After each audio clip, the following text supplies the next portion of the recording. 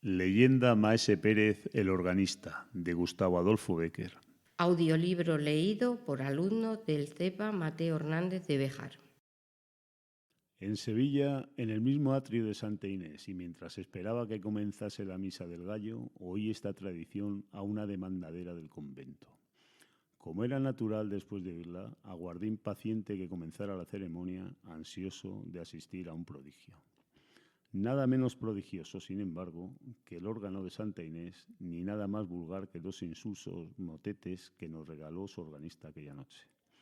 Al salir de la misa no pude por menos que decirle a la demandadera con aire de burla: ¿en qué consiste que el órgano de Maese Pérez suene ahora tan mal? Toma, Me contestó la vieja. en que este no es el suyo. ¿No es el suyo? Pues ¿qué ha sido de él? Se cayó a pedazos, de puro viejo, hace una porción de años. ¿Y el alma del organista? No ha vuelto a aparecer desde que colocaron el que ahora le sustituye. Si a alguno de mis lectores se les ocurriese hacerme la misma pregunta después de leer esta historia, ya sabe por qué no se ha continuado el milagroso portento hasta nuestros días. ¿Veis ese de la capa roja, la pluma blanca en el fieltro, que parece que trae sobre su justillo todo el oro de los galones de Indias, aquel que baja en este momento de su litera para dar la mano a esa otra señora, que después de dejar las suyas se adelanta hacia aquí, precedida de 4 pajes con hachas? Pues ese es el marqués de Moscoso, galán de la condesa viuda de Villapineda. Se dice que antes de poner sus ojos sobre esta dama, había pedido en matrimonio a la hija de un opulento señor. Mas el padre de la doncella, de que se murmura que es un poco avaro, pero calle, que hablando del ruin de Roma, catale, aquí te asoma. ¿Ves aquel que viene debajo del arco de San Felipe, a pie, embozado en una capa oscura, precedido de un solo criado con una linterna? Ahora llega frente al retablo. ¿Reparasteis al desembozarse para saludar a la imagen la encomienda que brilla en su pecho? Al no ser por ese noble distintivo, cualquiera le creía un lonjista de la calle de Culebras. Pues ese es el padre en cuestión. Mirad cómo la gente del pueblo le abre paso y le saluda. Toda Sevilla le conoce por su colosal fortuna. Él solo tiene más ducados de oro en sus arcas que soldados mantiene nuestro señor el rey don Felipe, y con sus galeones podría formar una escuadra suficiente a resistir a la del gran turco. Mirad, mirad, ese grupo de señores graves. Esos son los caballeros 24. Hola, hola, también está aquí el flamencote, a quien se dice que no han echado ya el guante los señores de la Cruz Verde, merced a su inflijo con los magnates de Madrid. Este no viene a la iglesia más que a oír música. No, pues si Maese Pérez no le arranca con su órgano lágrimas como puños, bien se puede asegurar que no tiene alma en su almario, sino friéndose en las calderas de Pedro Botero. Ay, vecina, malo, malo. Presumo que vamos a tener jarana. Yo me refugio en la iglesia, pues, por lo que veo, aquí van a andar más de sobra los cintarazos que los paternostes. Mirad, mirad, la gente del Duque de Alcalá dobla la esquina de la plaza de San Pedro, y por el callejón de las Dueñas se me figura que he columbrado a las de Medina Sidonia. ¿No os lo dije? Ya se han visto, ya se detienen unos y otros, sin pasar de sus puestos. Los grupos se disuelven. Los ministriles, a quien en estas ocasiones apalean amigos y enemigos, se retiran. Hasta el señor asistente, con su vara y todo, se refugia en el atrio. Y luego dicen que hay justicia. Para los pobres... Vamos, vamos, ya brillan los broqueles en la oscuridad. Nuestro Señor del Gran Poder nos asista. Ya comienzan los golpes. Vecina, vecina, aquí, antes de que cierren las puertas. Pero, calle, ¿qué es eso? ¿Aún no han comenzado cuando lo dejan? ¿Qué resplandor es aquel? Hachas encendidas, literas. Es el señor arzobispo, la Virgen Santísima del Amparo. a quien invocaba ahora mismo con el pensamiento. Lo trae en mi ayuda. Ay, si nadie sabe lo que yo debo a esta señora. Con cuánta usura me paga la candelilla que le enciendo los sábados. Vedlo, qué hermosote está con sus hábitos morados y su birrete rojo. Dios le conserve en su silla tantos siglos como yo deseo de vida para mí. Si no fuera por él, media Sevilla hubiera ardido con estas disensiones de los duques. Vedlos, vedlos los hipocritones, cómo se acercan ambos a la litera del prelado para besarle el anillo, cómo le siguen y le acompañan, confundiéndose con sus familiares. ¿Quién diría que esos dos que parecen tan amigos, si dentro de media hora se encuentran en una calle oscura, es decir, ellos, líbreme Dios de creerlos cobarde. Buena muestra han dado de sí peleando en algunas ocasiones contra los enemigos de nuestro Señor.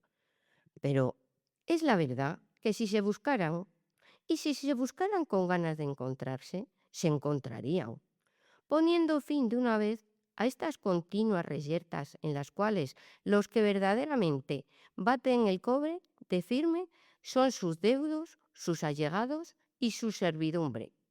Pero vamos, vecina, vamos a la iglesia antes de que se ponga de bote en bote, que algunas noches como esta suele llenarse de modo que no cabe ni un grano de trigo. Buena ganga tienen las monjas con su organista. ¿Cuándo se ha visto el convento tan favorecido como ahora? De las otras comunidades puedo decir que le han hecho a Maese Pérez proposiciones magníficas. ¿Verdad que nada tiene de extraño?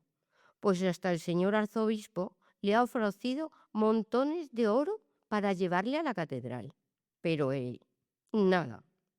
Primero dejaría la vida que abandonar su órgano favorito. ¿No lo conocéis ya, Maese Pérez? Verdad es que sois nueva en el barrio. Pues es un santo varón. Pobre, sí, pero limosnero, cual no otro. Sin más parientes que su hija, ni más amigo que su órgano, pasa su vida entera en velar por la inocencia de la una y componer los registros del otro. Cuidado que el órgano es viejo. Pues nada, él sí da tan maña en arreglarlo y cuidarlo que suena que es una maravilla. Como que le conoce de tal modo que a tientas, porque no sé si os lo he dicho, pero pobre señor es ciego de nacimiento. Y con qué paciencia lleva su desgracia. Cuando le preguntan que cuánto daría por ver, responde, mucho, pero no tanto como creéis, porque tengo esperanzas. ¿Esperanzas de ver? Sí, y muy pronto, añade, sonriéndose como un ángel. Ya cuento 76 años, y por muy larga que sea mi vida, pronto veré a Dios. Pobrecito. Y sí lo verá, porque es humilde como las piedras de la calle, que se dejan pisar de todo el mundo. Siempre dice que no es más que un pobre organista de convento, y puede dar lecciones de solfa al mismo maestro de la capilla privada. Como que echó los dientes en el oficio. Su padre tenía la misma profesión que él.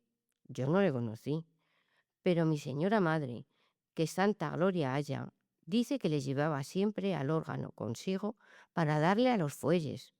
Luego el muchacho mostró tales disposiciones que, como era natural, a la muerte de su padre heredó el cargo. ¿Y qué manos tiene? Dios se las bendiga. Merecía que se las llevaran a la calle de chicarreros y se las engalzasen en oro. Siempre toca bien, siempre. Pero en semejante noche como esta es un prodigio. Él tiene una gran devoción por esta ceremonia de la misa del gallo. Y cuando levanta la sagrada forma, al punto y hora de las 12, es cuando vino al mundo nuestro Señor Jesucristo. Las voces de su órgano son voces de ángeles. En fin, ¿para qué tengo de ponderarle lo que esta noche oirá? Baste el ver cómo todo lo más florido de Sevilla, hasta el mismo señor arzobispo, vienen a un humilde convento para escucharle. Y no se crea que solo la gente sabida, a la que se le alcanza esto de la solfa, conocen su mérito, sino está el populacho. Todas esas bandadas que veis llegar con las teas encendidas, entonando Villancicos, con gritos desaforados, al compás de los panderos, las sonajas, las zambombas. Contra su costumbre, que es la de alborotar la iglesia, callan como muertos cuando pone Maese Pérez las manos en el órgano. Y cuando alzan, no se siente ni una mosca. De todos los ojos caen lagrimones tamaños y al concluir se oyen como un suspiro inmenso, que no es otra cosa que la respiración de los circunstantes, contenida mientras dura la música. Pero vamos, ya ha dejado de tocar las campanas y van a comenzar la misa. Vamos adentro. Para todo el mundo es esta noche Nochebuena, pero para nadie mejor que para nosotros. Esto diciendo, la buena mujer, que había servido de cicerone a su vecina, atravesó el atrio del convento de Santa Inés y, codazo en este, empujón en aquel, se internó en el templo, perdiéndose entre la muchedumbre que se agolpaba en la puerta. La iglesia estaba iluminada con una profusión asombrosa. El torrente de luz que se desprendía de los altares para llenar sus ámbitos chispeaba en los ricos joyeles de las damas que, arrodillándose sobre los cojines de terciopelo que tendían los pajes y tomando el libro de oraciones de manos de las dueñas, vinieron a formar un brillante círculo alrededor de la verja del presbiterio. Junto a aquella verja, de pie, envueltos en sus capas de color, galoneadas de oro, dejando entrever con estudiado descuido las encomiendas rojas y verdes, en la una mano el fieltro cuyas plumas besaban los tapices, la otra sobre los bruñidos gavilanes del estoque o acariciando el pomo del cincelado puñal, los caballeros, 24, con gran parte de lo mejor de la nobleza sevillana, parecían formar un muro destinado a defender a sus hijas y a sus esposas del contacto de la plebe.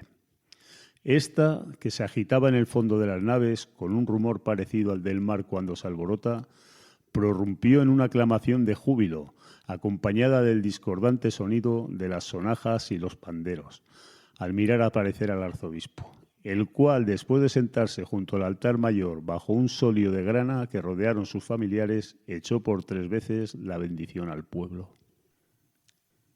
Era la hora de que comenzase la misa.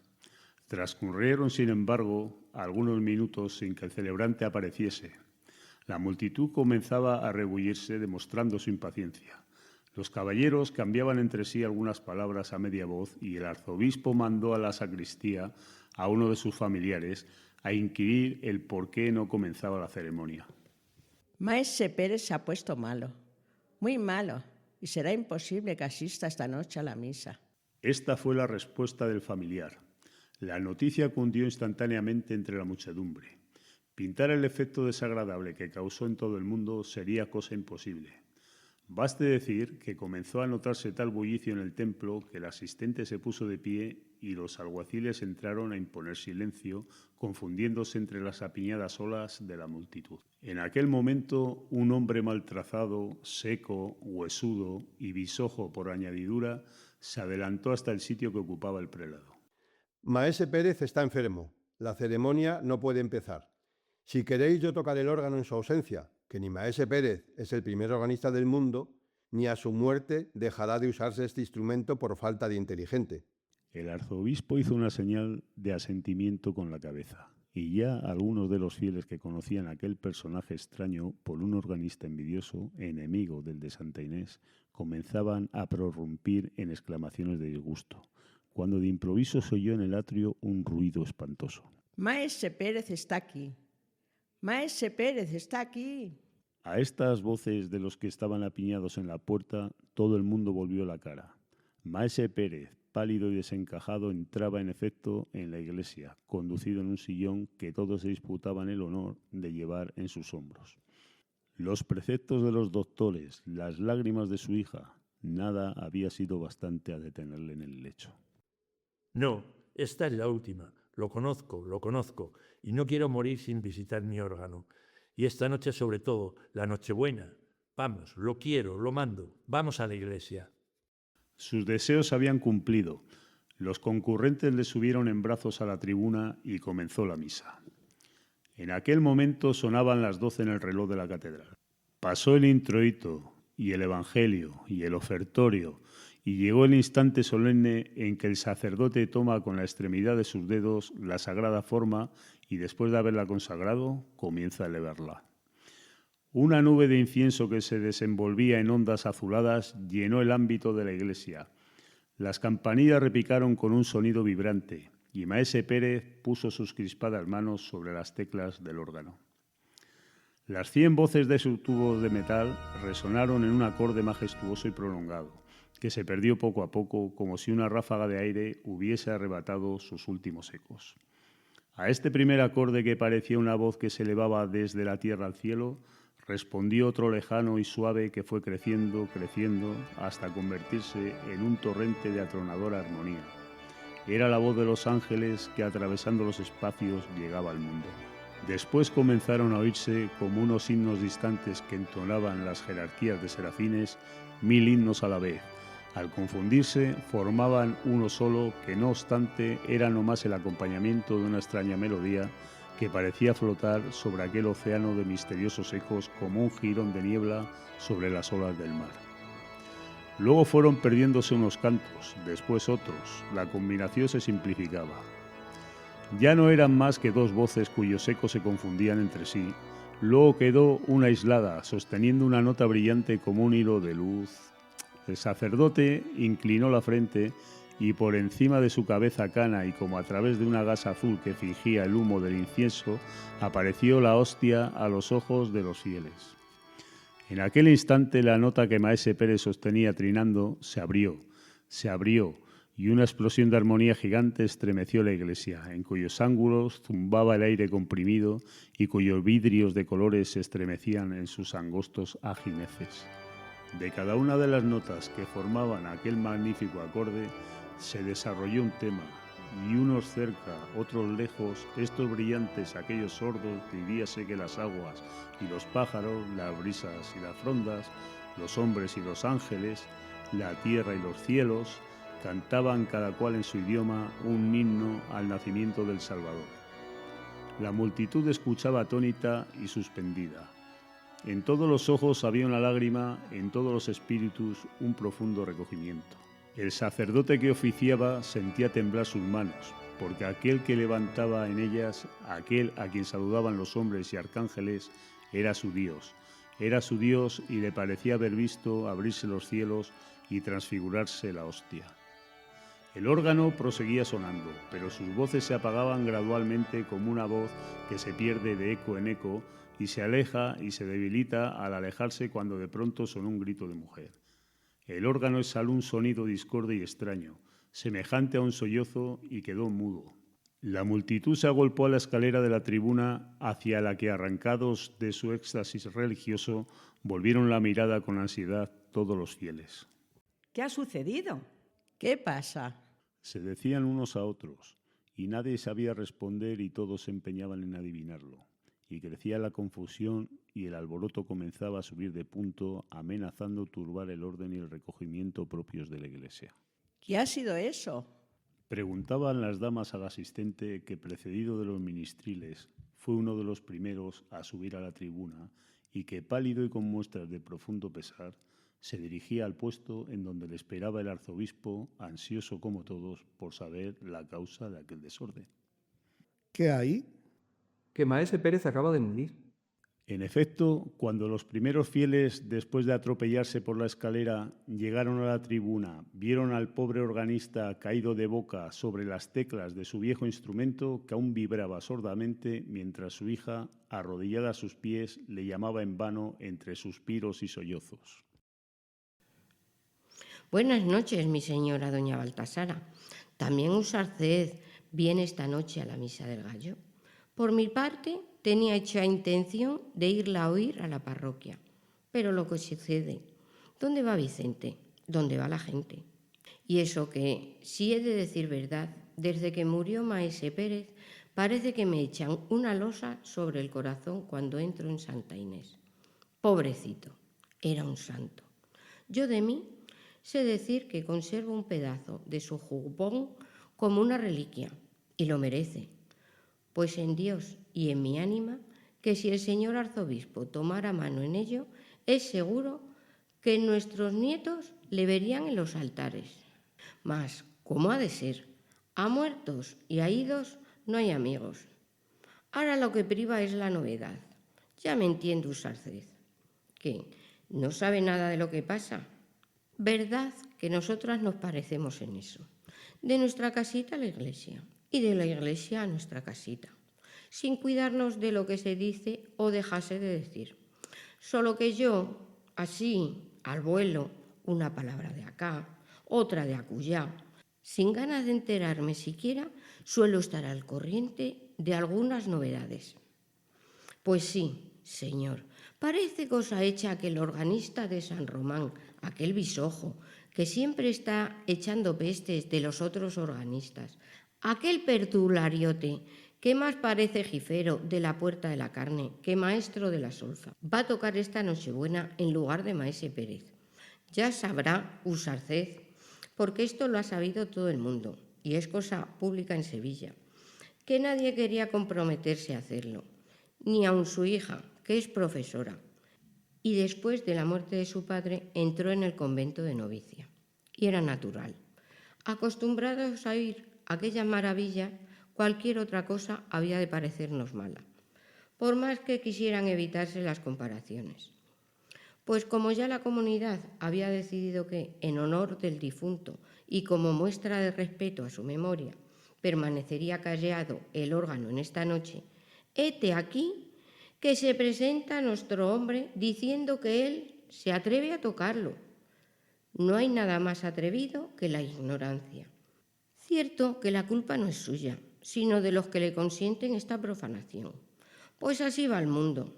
Y digo, no es cosa la gente que acude. Cualquiera diría que nada ha cambiado desde un año a otro. Los mismos personajes, el mismo lujo, los mismos empellones en la entrada, la misma animación en el atrio, la misma multitud en el templo. Ay, si levantara la cabeza el muerto. Se volvía a morir por no oír su órgano tocado por manos semejantes. Lo que tiene que, si es verdad lo que me han dicho la gente del barrio, le preparan una buena al intruso. Cuando llegue el momento de poner las manos sobre las teclas, va a comenzar una algarabía de sonajas, panderos y zambombas que no haya más que oír. Pero calle, ya entra en la iglesia el héroe de la función. Jesús, qué ropilla de colorines, qué gorjera de cañutos, qué aires de personaje. Vamos, vamos, que ya hace rato que llegó el arzobispo. Iba a comenzar la misa.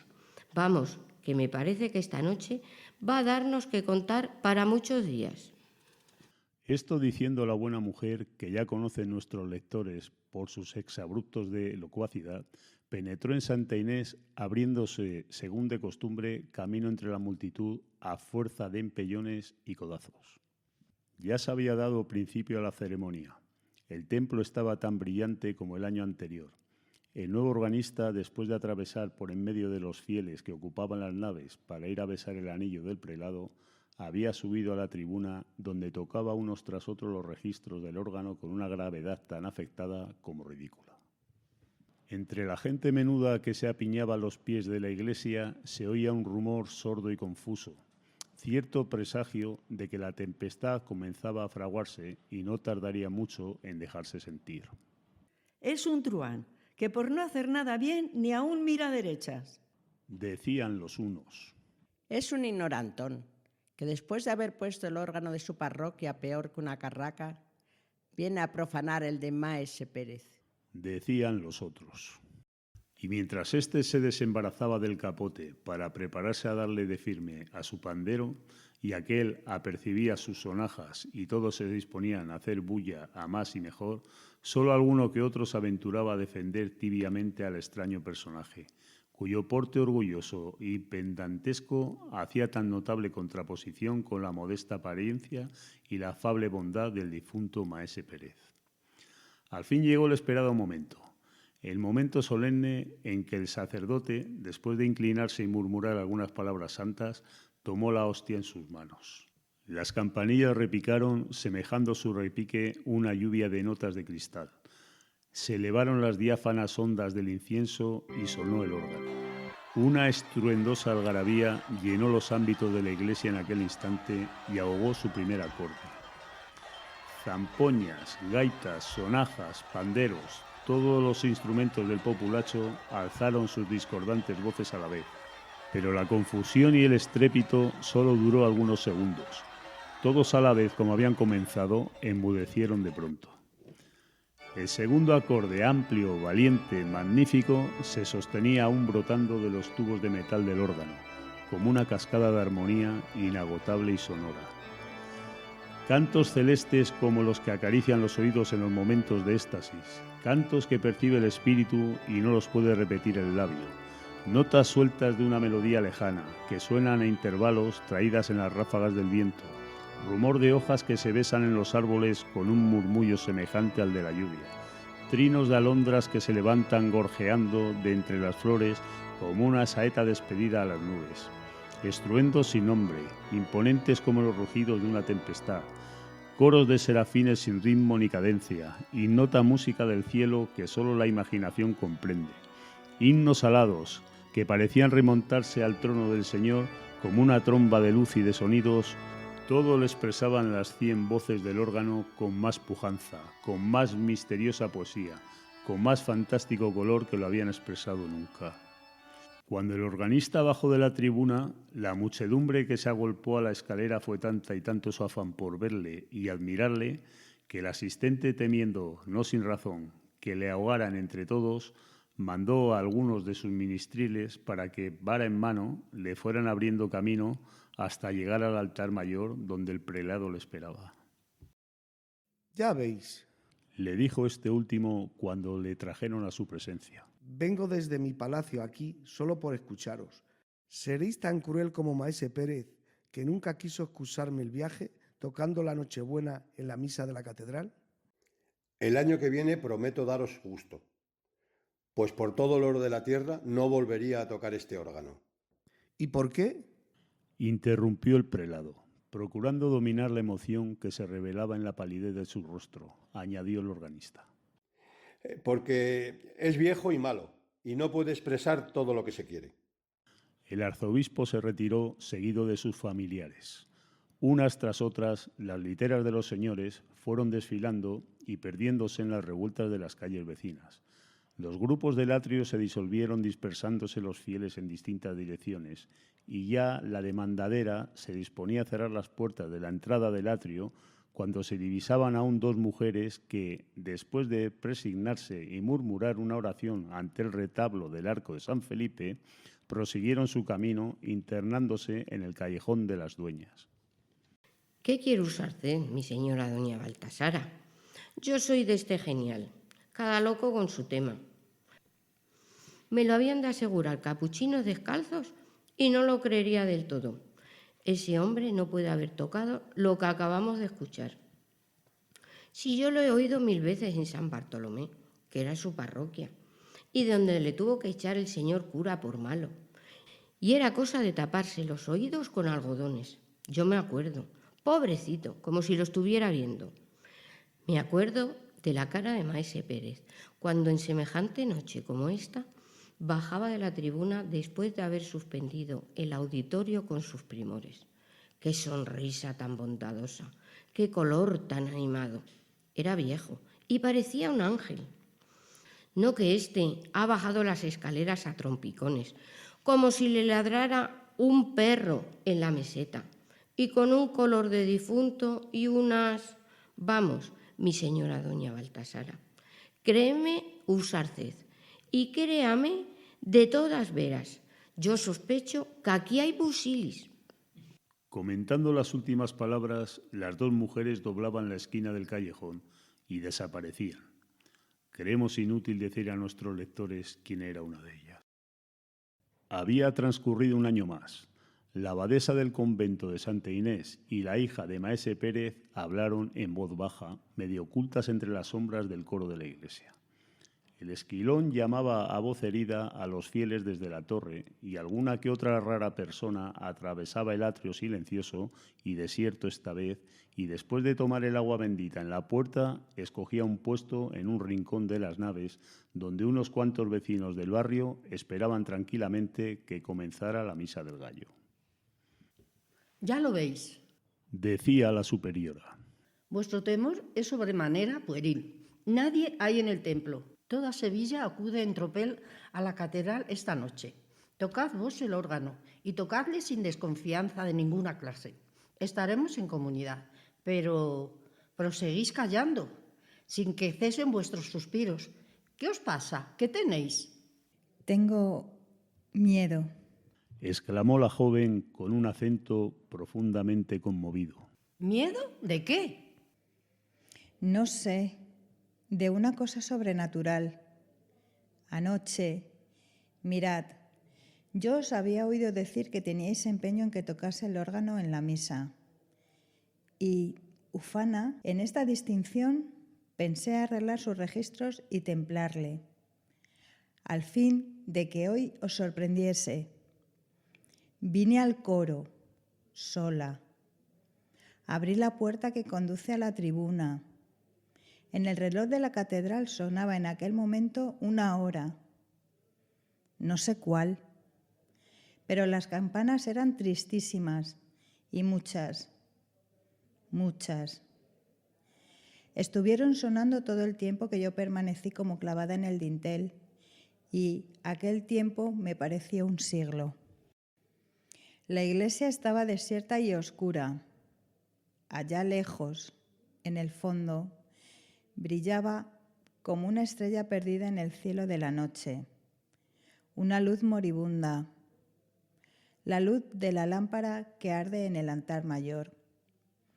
A sus reflejos debilísimos, que solo contribuían a hacer más visible todo el profundo horror de las sombras, le vi, madre, no lo dudéis, vi un hombre que en silencio y vuelto de espaldas hacia el sitio en que yo estaba, recorría con una mano las teclas del órgano, mientras tocaba con la otra a sus registros. Y el órgano sonaba, pero sonaba de una manera indescriptible. Cada una de sus notas parecía un sollozo ahogado dentro del tubo de metal, que vibraba con el aire comprimido en su hueco, y reproducía el tono sordo, casi imperceptible, pero justo. Y el reloj de la catedral continuaba dando la hora, y el hombre aquel proseguía recorriendo las teclas. Yo oía hasta su respiración. El horror había helado la sangre de mis venas. Sentía en mi cuerpo como un frío glacial, y en mis sienes fuego. Entonces quise gritar, pero no pude. El hombre aquel había vuelto la cara y me había mirado. Digo mal, no me había mirado, porque era ciego. Era mi padre. Va, hermana, desechad esas fantasías con que el enemigo malo procura turbar las imaginaciones débiles. Rezar un Paternoster y una Ave María al Arcángel San Miguel, jefe de las milicias celestiales, para que os asista contra los malos espíritus. Llevad al cuello un escapulario tocado en la reliquia de San Pacomio, abogado contra las tentaciones, y marchad a ocupar la tribuna del órgano. La misa va a comenzar y ya esperan con impaciencia los fieles. Vuestro Padre está en el cielo y desde allí, antes que daros sustos, bajará a inspirar a su hija en esta ceremonia solemne para el objeto de tan especial devoción. La priora fue a ocupar su sillón en el coro en medio de la comunidad. La hija de maese Pérez abrió con mano temblorosa la puerta de la tribuna para sentarse en el banquillo del órgano y comenzó la misa. Comenzó la misa y prosiguió sin que ocurriese nada de notable hasta que llegó la consagración. En aquel momento sonó el órgano y al mismo tiempo que el órgano, un grito de la hija de maese Pérez. La superiora, las monjas y algunos de los fieles corrieron a la tribuna. «Miradle, miradle», decía la joven fijando sus desencajados ojos en el banquillo, de donde se había levantado asombrada para agarrarse con sus manos convulsas al barandal de la tribuna. Todo el mundo fijó sus miradas en aquel punto. El órgano estaba solo y, no obstante, el órgano seguía sonando como solo los arcángeles podrían imitarlo en sus raptos de místico alborozo. ¿No os lo dije yo una y mil veces, mi señora doña Baltasara? ¿No os lo dije yo? Aquí hay busilis. Oídlo, que no estuvisteis anoche en la misa del gallo. Pero, en fin, ya sabréis lo que pasó. En toda Sevilla no se habla de otra cosa. El señor arzobispo está hecho, y con razón, una furia. Haber dejado de asistir a Santa Inés, no haber podido presenciar el portento. ¿Y para qué? Para oír una cencerrada. Porque personas que lo oyeron dice que lo que hizo el dichoso organista de San Bartolomé en la catedral no fue otra cosa. Si lo decía yo. Eso no puede haberlo tocado el bisojo. Mentira. Aquí hay busilis, y busilis era, en efecto, el alma de Maese Pérez.